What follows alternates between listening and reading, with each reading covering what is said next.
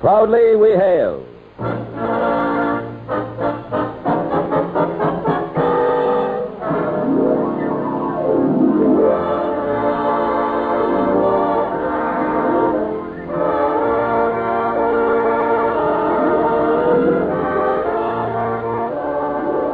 From New York City, where the American stage begins, here is another program with a cast of outstanding players. Public service time has been made available by this station for your Army and your Air Force to bring you this story, as proudly we hail the courage of freedom.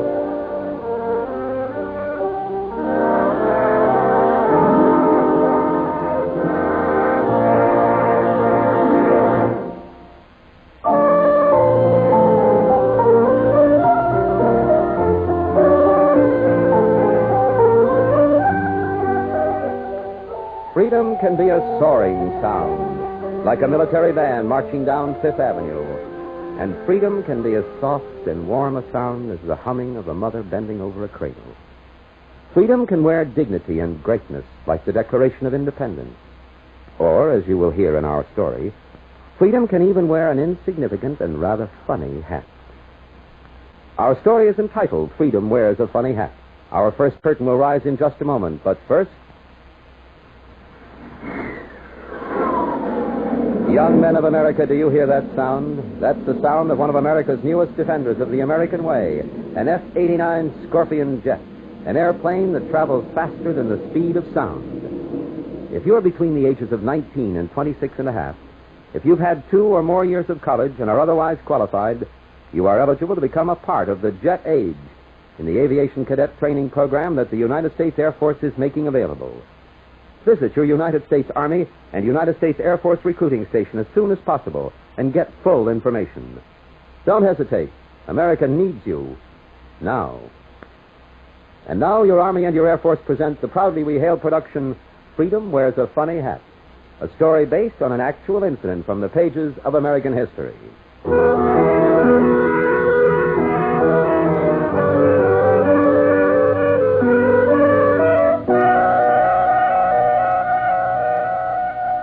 It was the year 1657. It was the Dutch colony on what we now call Long Island. It was Indian summer, and Governor Peter Stuyvesant was bored, extremely bored. He scrawled his name across the parchment. He yawned mightily, scratched his nose, sniffed, and said, "Bring in the prisoner, John Bone." John Bone. John Bone.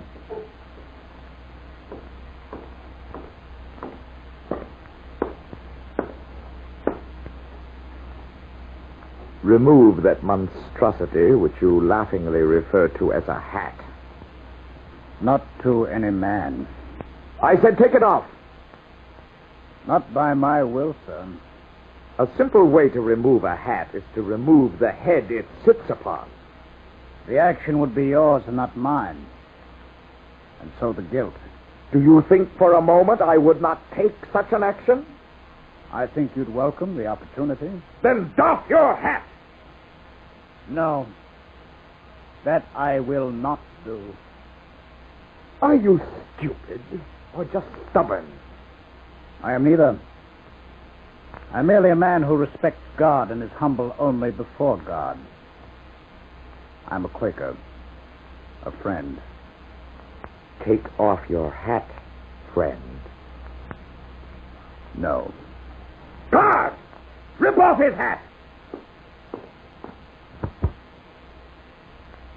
Well, now, how do you feel about that, John Bone?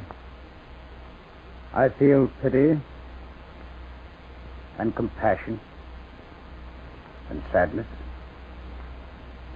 But only for you, sir. Only for you.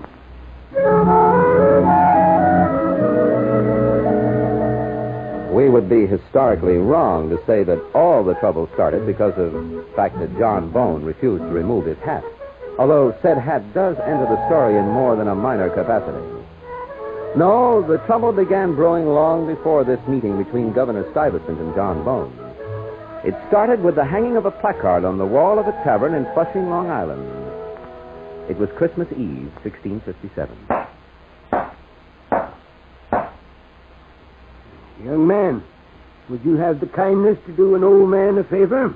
Well, The placard you have just nailed to the wall. What does it say? can't you read? Yes, yes. But not this collection of inky hen tracks known as Dutch. I don't mind to turn you in for that statement. Well, now, that's unusual, isn't it? What? Turning you in? No, having a mind. It was my impression that all you Dutch have endorsed your mines over to our most excellent governor for safekeeping and pasturage. Now, translate that placard. Is it another impost, another beastly tax? It's an edict from the governor making it illegal for any resident of the colony to entertain those called Quakers on the premises. The fine is 50 guilders. Oh. Today we must not entertain Quakers. And after that, no doubt, we shall be proscripted from entertaining men with moles on their left cheeks, followed by a ban against third cousins on the maternal side. Your tongue will get you into trouble yet, old man. Perhaps.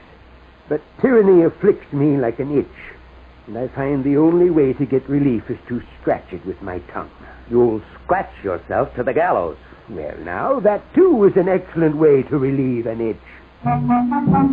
This town of Flushing that we've mentioned was hardly a town at all. Some clapboard houses, a tavern, a landing stage.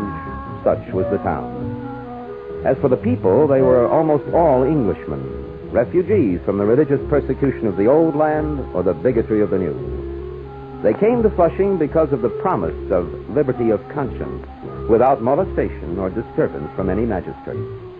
At least, such was the wording of the patent granted to the town by the West India Company of Holland just a few years before. And now, the placard. The townsfolk, of course, held a meeting the night the placard was hung. It is this, or it is nothing. It is all, or it is nothing.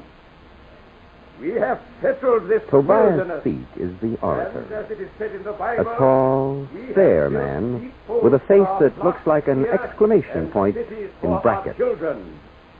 We have done this for a promise of liberty. Now it is a case of what is given being taken. This we cannot suffer. This we cannot permit. Speeches, always speeches.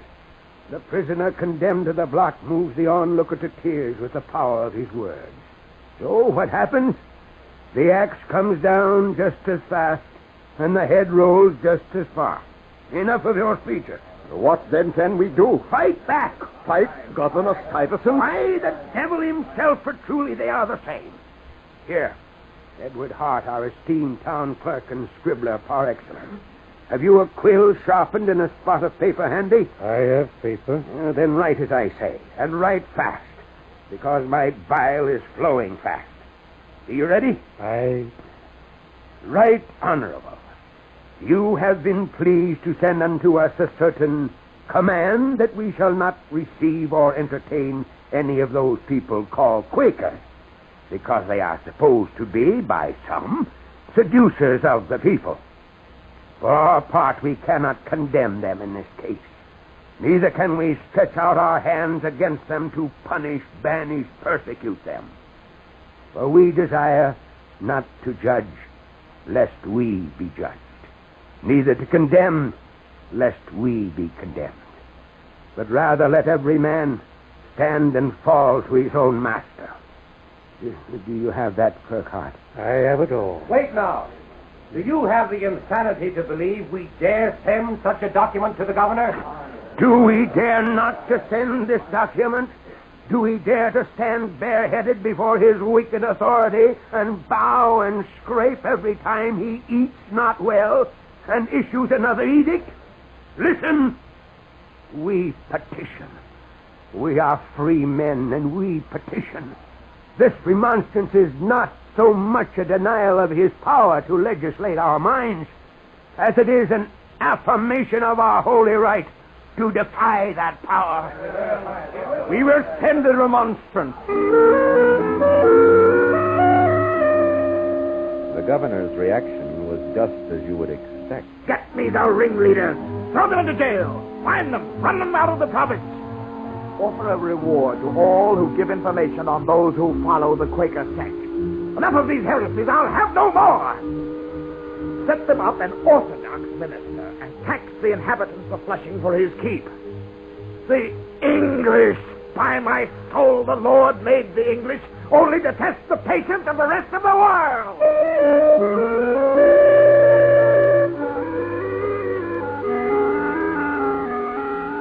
Yes, the governor's reaction was just what you would expect. But 5 years later, in 1662, the governor received a magistrate of the town of Jamaica. It is my duty, Your Excellency. My duty, you understand? I do this only because it's my duty. Does the fact that a reward is offered for this information make your duty any the more digestible? Oh, perish the thought. But not the reward. Waldron.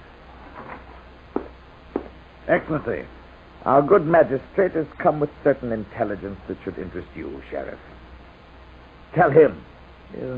Well, now, I have heard, more than that, I know it is an absolute fact from personal observation. He spied on them, that's what he means.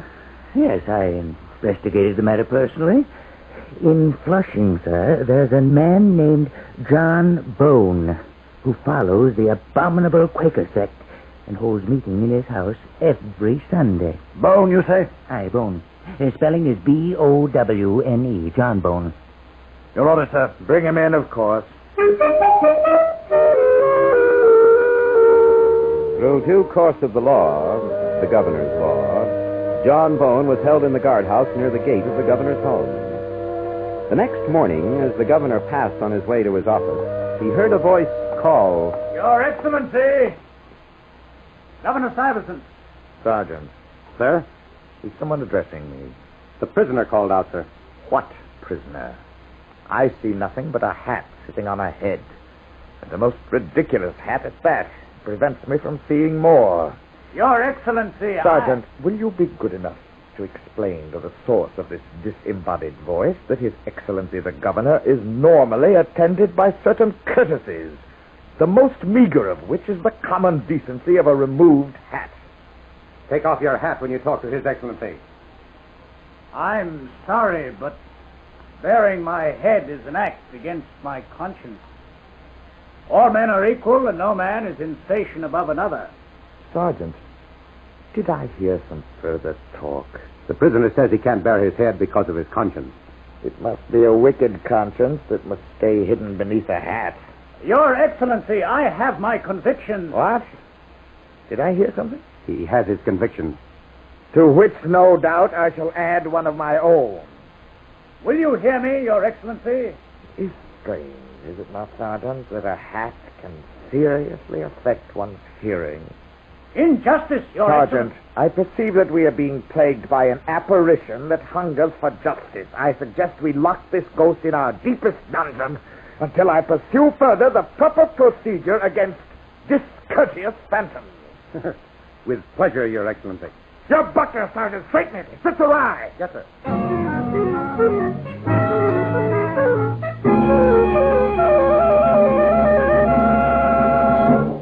You are listening to the Proudly We Hail production, Freedom Wears a Funny Hat. Our story will continue in just a moment after this important message. Young man, there's a future in flight. Today's jet age offers unlimited opportunities for young men between the ages of 19 and 26 and a half who have completed 2 or more years of college and are otherwise qualified. Yes, you can proudly wear the silver wings and fly the mighty aircraft of your United States Air Force when you've completed your training.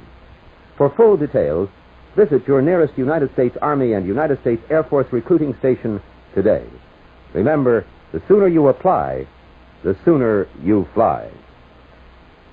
You are listening to Proudly We Hail, and now we present the second act of Freedom Wears a Funny Hat.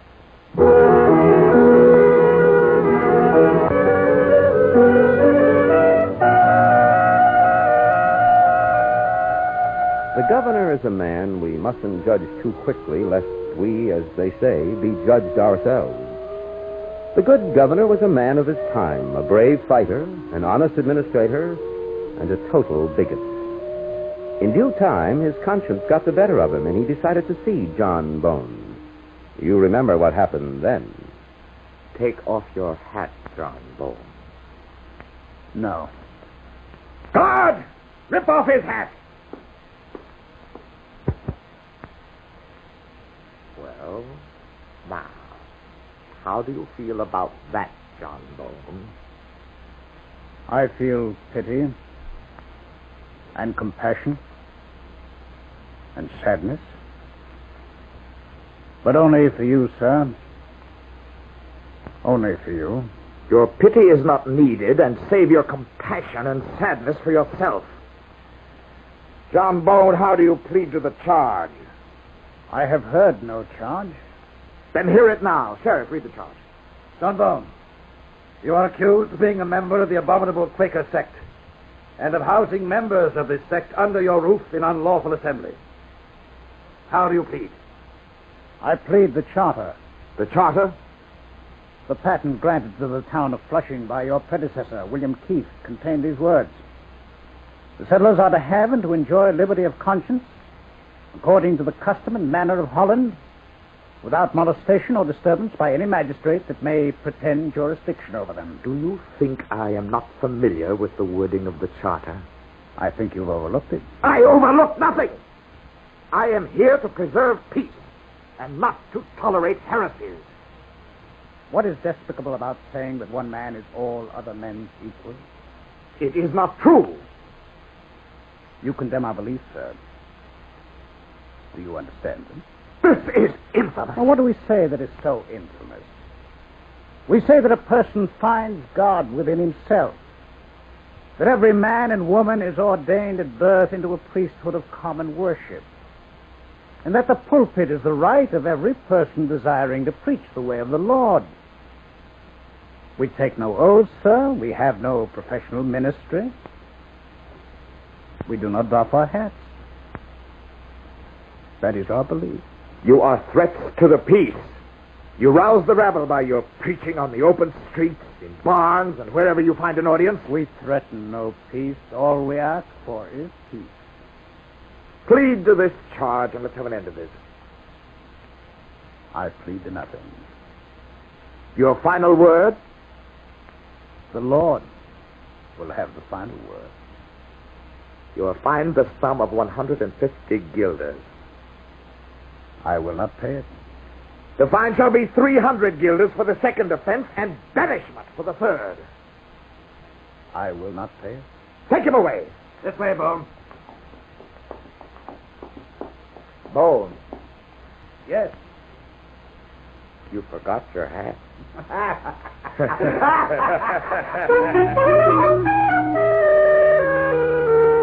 There followed now a time of furious inaction. John Bone sat in his cell, his hat firmly on his head.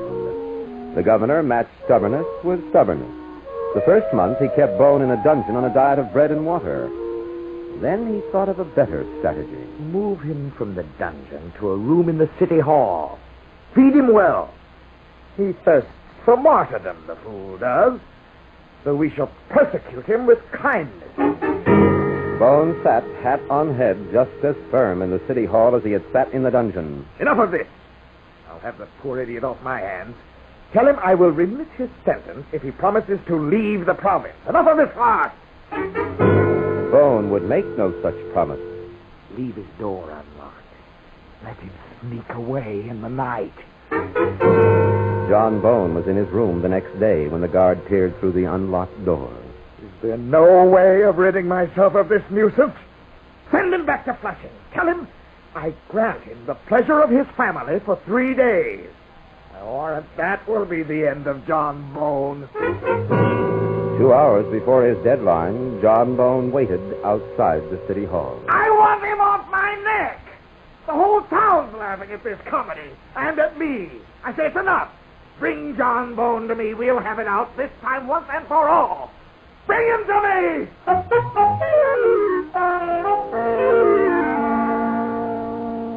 Now then, Bone, let us talk this over, man to man, in good humor and with clear sense.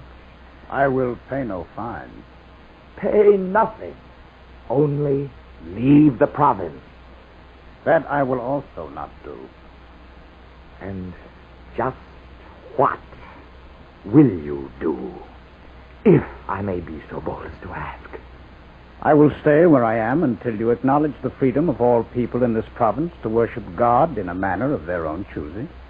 That right is granted, Bone, to all but Quakers. Freedom is not a thing divisible. It comes to all equally, like air being breathed. If you deny freedom to one, you deny it to all. That is not true. It is true. When the good people of Flushing sent you a remonstrance, you flung their leaders into jail. Bone, you have said enough. No more than should be said. You shall be packed off on the next ship to Holland. I wash my hands of you at last.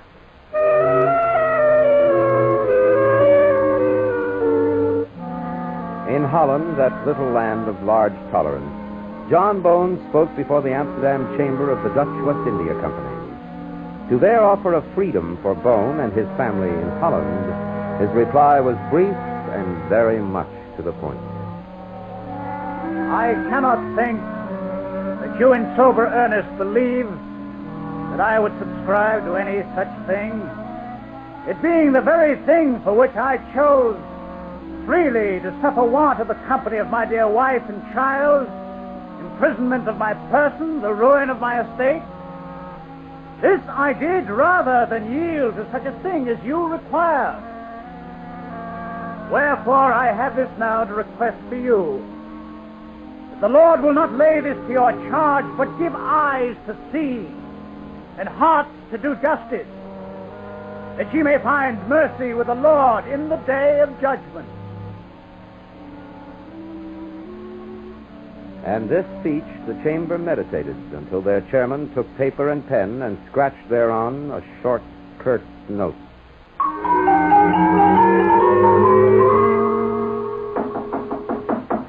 Yes?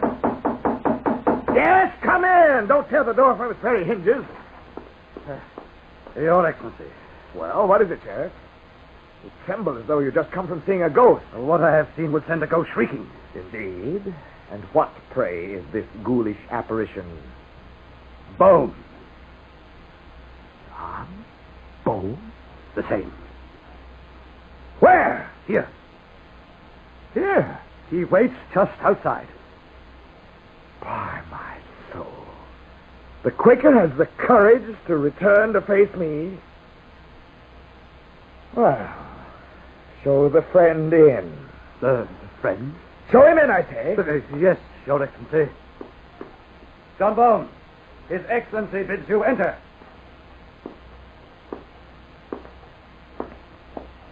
Close the door. I wish to be alone with this man.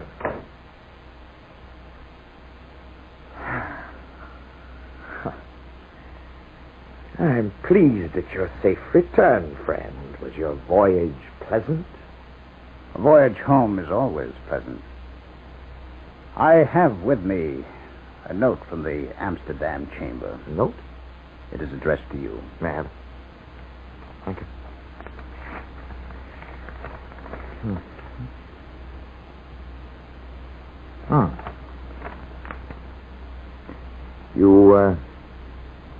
You are familiar with the contents of this message? It was sealed when it was put into my hands. Then permit me to read you a portion. Here. It is our opinion that the consciences of men ought to ever remain free and unshackled.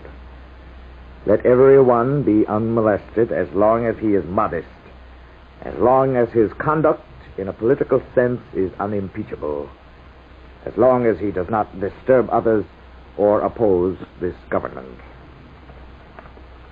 Well, now, where does that leave us, John Bone? That is for you to say, sir. Bone, I'm a rather crotchety old man. I don't pretend to be entirely convinced of the wisdom of this order. But it is an order, and as a soldier, I shall obey it. Perhaps the order is right. What I believe is wrong. Perhaps. But this I know. You're a man of courage, and I respect you for that. And I respect the inspiration of such courage. Whatever it is in your belief that gives your spine starch and your will iron, by my soul, I like it. It is not courage. It is truth. Give it a dozen names. It's still a wondrous virtue. Listen, friend. We're worlds apart in our beliefs. But it's a tiny world. So tiny that two hands can stretch across it, if the will be there. The will is there. My hand on that, Governor Stuyvesant. And mine. John Bone, in all respect, I doff my hat to you.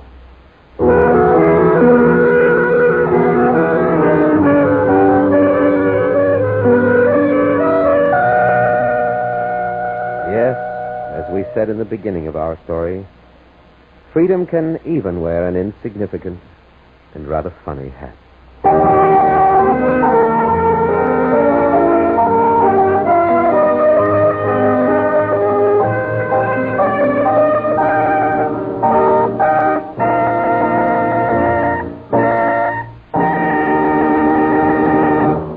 Young man, why not let a thought for tomorrow be your thought for today? Consider a future in flying.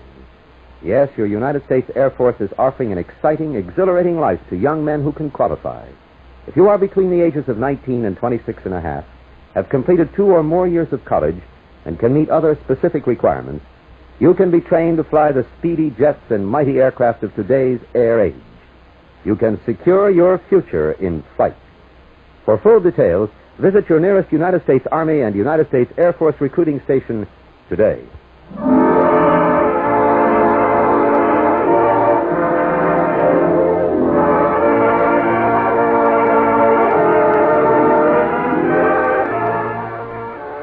This has been another program on Proudly We Hail, presented transcribed in cooperation with this station by the United States Army and the United States Air Force Recruiting Service. This is Kenneth Banghart speaking and inviting you to tune in this same station next week for another interesting story on Proudly We Hail.